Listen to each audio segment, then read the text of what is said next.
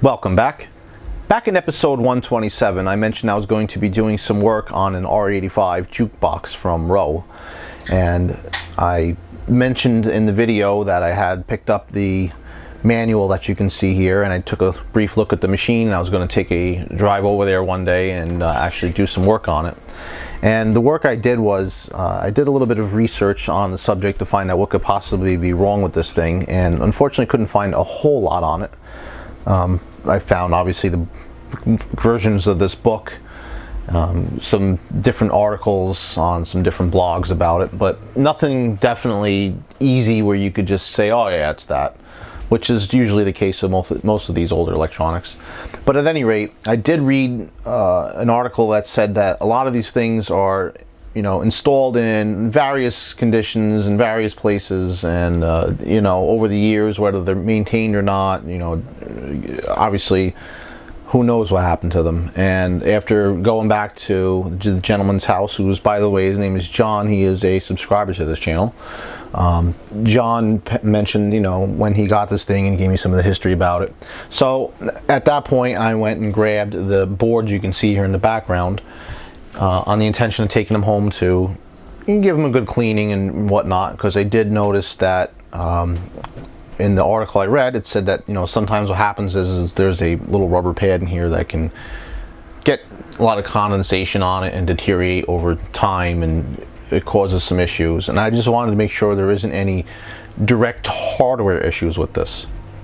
So picked them up, came home with them, and just like anything else, you know, I have projects that I can work on at certain times and some I can't. So I came home and started having to work on other projects to get them out of the way first, and one thing led to another. Of course, I had the great computer crash of 2016, so I had to get that all straightened out, and just little things fell in the way, obviously, and unfortunately I haven't been able to spend as much time on this project as I'd like to have. However, you know, John, I understand, isn't in too much of a rush to get this working again. But what I did was, when I had it out, you could see there's these little markers over here, and I'm just gonna go ahead and zoom in on one of those. And they're just little letter codes, and there's, you can see 0, 1, 2, 3, so forth, all the way around. And whatever plug was plugged in here, I labeled it with the same number and pulled it out. That way I can really see where everything goes. And you see little things here, and you notice like there's the date code of June 1981. So this thing is actually older than I am by a few months, actually. But what's interesting is in all the pictures that I saw online of other users' units, they didn't have this second control module over here. And unfortunately, the field service manual, it really only gives you a brief overview of how this thing operates, and, you know, the different mechanisms of it. And this is basically more for the people who are going to bring this machine to its final destination, set it up, get it working for the owner, and then they're going to hand them this, and then the owner could be able to make any adjustments from this. There is supposed to be another book that comes in 3-ring binder, from what I understand, and it's the book that the repair shop would have, and that gives you every little schematic, every little adjustment piece. But oddly enough, this BA-55 computer control module, I haven't found a whole lot of information on. And you know, it seems like if you look at some of these markings here, like turn power off before unplugging board, and you know, you follow where these went. This went down to the main board, and you can see by the color code, well, not here obviously, but the color code of the wires, it seems like it's regular mains voltage that's coming into this, and somehow this is, you know, stepping it down, and then this is probably feeding into here. And there's also a coin mechanism, and there's a dollar mechanism, and the dollar mechanism seems like, again, on a lot of the models I was looking at, that wasn't part of it. So this one may have had some things added to it later on in its life. Aftermarket, who knows. There is a code on here of 1988. This one was inspected at that point. This looks like the inspection sticker. It's kind of hard to read, but I don't know when it was open past that, because I'd imagine these things would have to be serviced after a certain amount of time and usually on a regular rotation. So it may have been at a time they just stopped maintaining it and it just sat someplace. And not saying, you know, the owner who has this now, and you know, we'll see when we get into what happened here. But both these units really have just been sitting to the side here, so I really haven't had much time to look at it. So looking at these right now with a fresh set of eyes right here in front of the camera is the way we're going to go. So you'll see things the way I see them. Now I will mention, when I got these out of the cabinet they were mounted in, they had to be slid out of the little metal backing that's here. This mounts really easily, by the way. There's just a keyhole over here, and inside the cabinet I didn't even need to unscrew anything. It was already just tight enough where this thing could be slid in and out. But once I just disconnected all the connectors here, I just slid this off and pulled it straight out. But getting this part slid off the back here, that was a little bit of a problem. And it seems like somebody actually put double-sided electrical tape in here to kind of hold everything together, and that really didn't make that easier. The other one I didn't have so much of a problem with the tape. What did happen was there's some rust at the top corner up here, and seeing that rust let me believe that there could be some kind of corrosion in here for sure. In fact, if I flip it over, you can see it's pretty bad. So that could be the culprit. Now what comes up is there's a little fault code up here. You'll see it says fault LED and status display, and a number comes up here, and the fault LED, I don't remember if it blinks or if it's steady, but that does do that. And I can't really locate anything telling me what that code would be, so we do have to do some real rudimentary diagnostics here. Now what I'll end up doing is getting these all cleaned up, and I'll go back over to John's house and we'll put these in, we'll fire the machine up and see if it works as is, and then if not, I have some other things that I can do when I get in there. Like there's a on and off switch that has a middle position for service, and I believe when you put that on there you can actually trigger certain things within the machine here to do what you want. You know, for example, you'll see over here there's memory selections, and you can add credits and stuff like that. So we'll have to play around with all these different things here, see if we can get this thing to actually kick over and do what we want it to. But definitely at the first I want to take a look at these. What I will do now is I'm just going to pause the recording here real quick, and I'm going to grab my tablet. I'm going to show you the pictures of what the inside of the cabinet looked like. I'm going to try to do this the best I can, but this is the actual unit itself. You can see it all lit up there.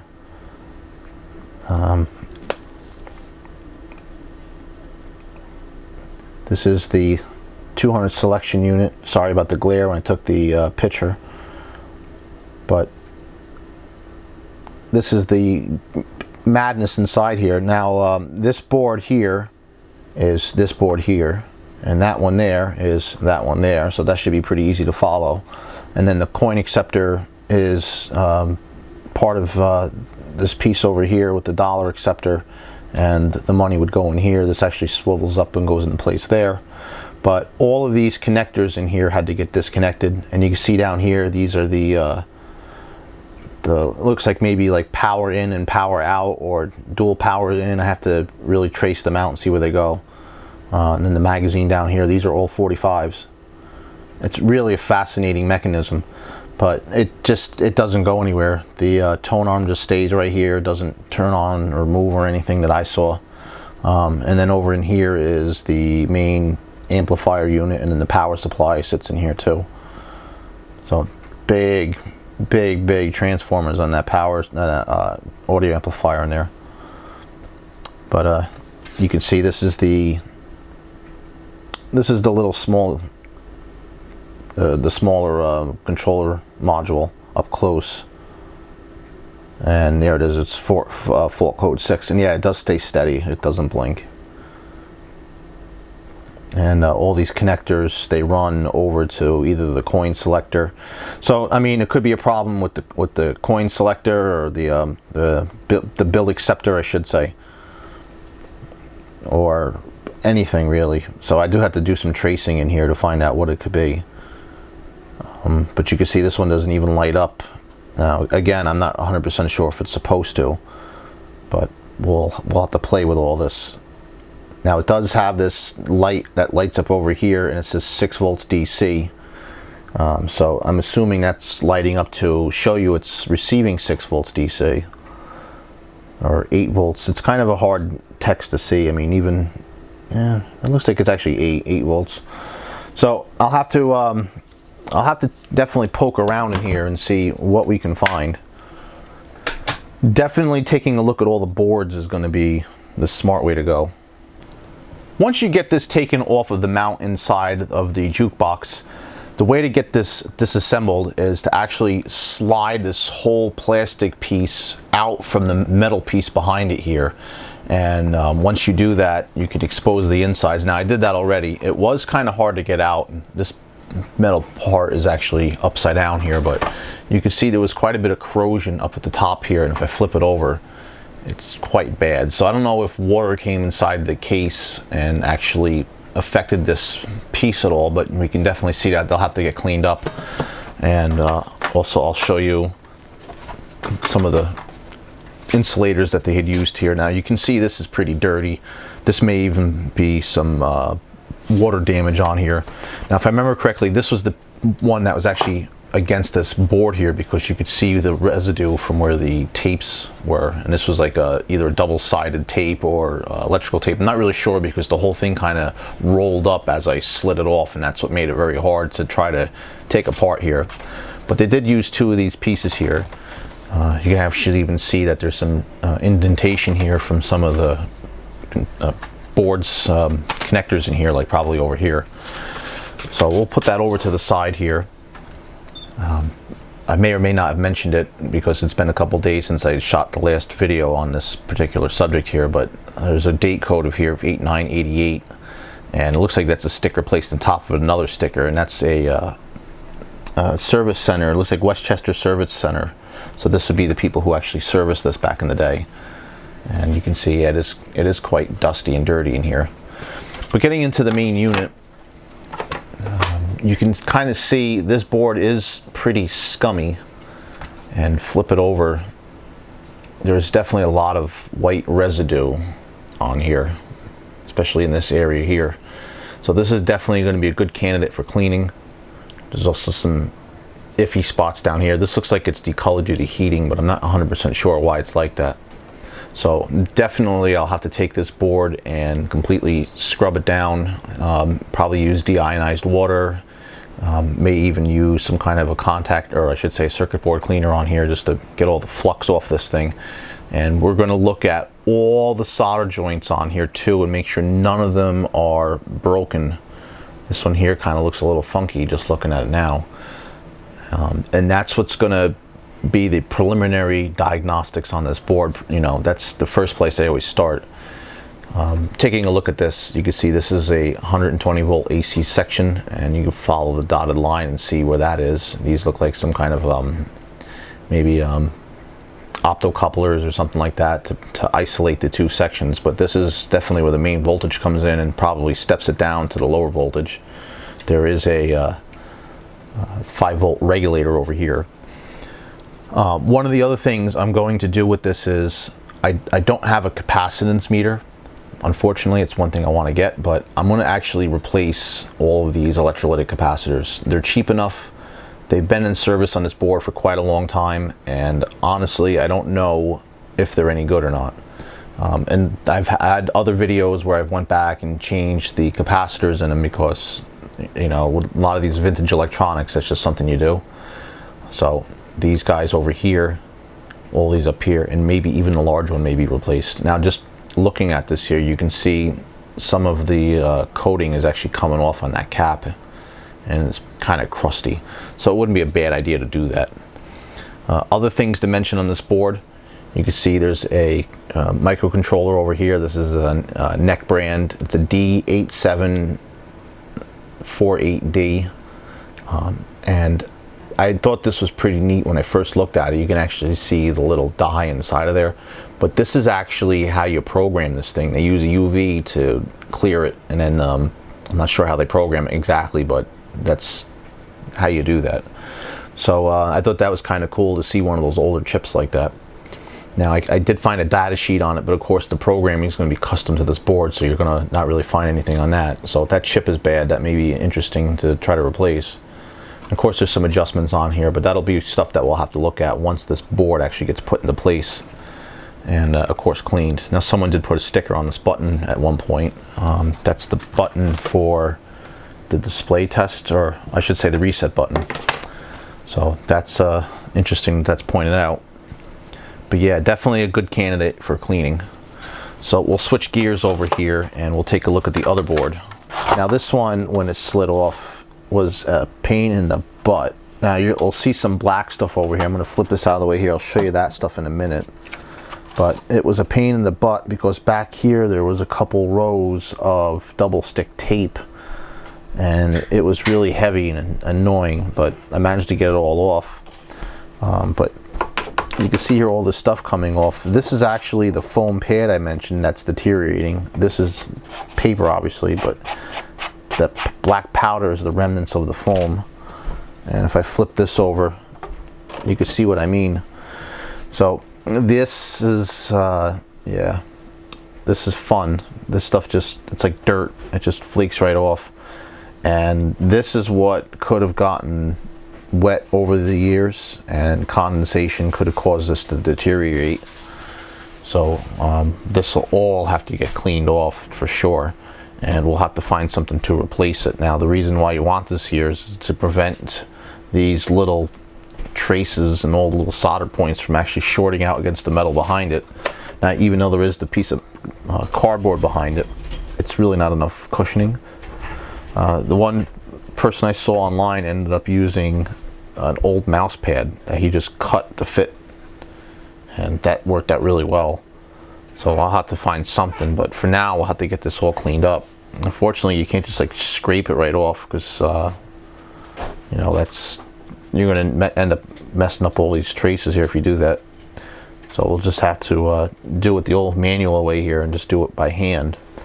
And it's going to make a big mess for sure. And hopefully I can show this to you. You can see it's kind of thin, but I don't think it was that thin. I think it was a little thicker originally, but it just disintegrates. Very messy stuff. So I'll have to take that off before I can flip the board over and look at the other side of it for sure, because it's going to go all over the place once I start to mess with this. So I'm gonna leave that. Actually, we'll dump off what's on here now. Yeah, it's going to be fun to do that. So let me go ahead and at the very least get that all cleaned up and clean this desk up here, and we'll come back to hopefully some progress in a few minutes here. Now, this one here has a date code of June 1981, and I was trying to figure out 1 through 5 here, and I think it's the 5th week of June 1981. I wasn't even born yet. But anyway, we'll flip this over here. And this is the same procedure, by the way. This whole thing slides right out. Now this is the one that I already mentioned earlier that had all the stuff on the back. You can see I did remove that foam pad. It came off fairly easy. A lot of it just peeled off. But what I ended up doing was taking an old stiff toothbrush and just brushed it all off, and it came off nicely. But you can see some of these connectors up here. The solder on there is pretty crusty, and there's definitely some areas here where I have to actually use some kind of a circuit board cleaner or even a solvent or something to actually do the final cleaning on this, but that's definitely something to do. And then we'll have to cut a new rubber mat or something to fit. I mean, you do have the little cardboard here, but frankly that's really not enough. This metal plate does look a lot better than the other one. Oh, there's also a date in the back here. It says for Jeff, looks like Friday 11-27-98. So this might have been replaced at that point, and it says R-85 in pencil just below that. And I didn't notice that when I took it off until just now looking at this. So I'm wondering if this is indeed the original board or not. So on here we have the same situation with some caps. This one I already bent up just to take a look at it. But we can actually see on the bottom here, it is bulging a little tiny bit. I would imagine that should be flat. Also, these older ones, they don't have any kind of ventilation crosses on top here, which are supposed to, you know, allow this to break, I guess you could say, cleanly. If there's any kind of problem with the electrolytic in there, it could just pop. So I may have blown out the bottom here, and you can see there's another one over here that has a similar situation. So I'll definitely be looking to replace those. There is only 3 electrolytic caps on here. Usually the other caps on here, the ceramic ones and tantalum and all those other caps, they usually don't have such a problem over time as the electrolytics do.